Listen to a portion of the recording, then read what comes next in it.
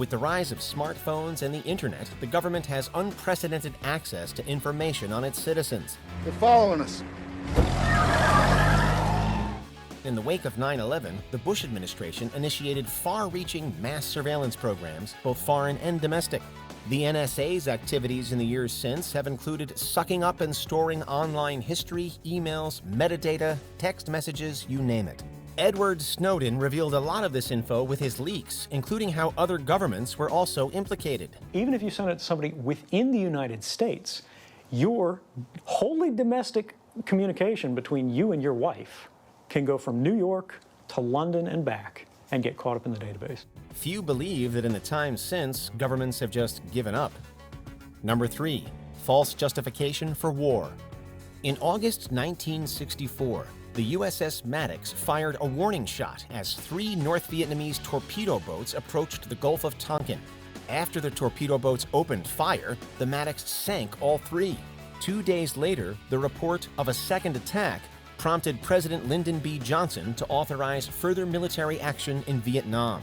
For years, people questioned this justification. At one point, the commander of the ship said, "We're not certain of the attack." Another point, they said, "Yes, we're absolutely positive." And then finally, late in the day, Admiral Sharp said, "Yes, we're certain it happened." It was eventually revealed that the second attack was imaginary, based on wrongly interpreted communications intercepts. It wasn't the last dubious rationale for war.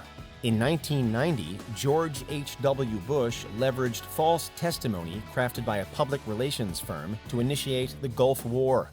Over a decade later, his son would falsely claim that Iraq possessed WMDs to justify an invasion. The people of the United States and our friends and allies will not live at the mercy of an outlaw regime that threatens the peace with weapons of mass murder. Number 2, Watergate scandal. Perhaps the most well-known political conspiracy of all time, the Watergate scandal was unthinkable when it occurred. Because people have got to know whether or not their president's a crook. The scandal began when Republican President Richard Nixon's administration illegally wiretapped and broke into the Democratic National Committee headquarters. We don't know who ordered the burglary, and we don't really know what the burglars were up to that night.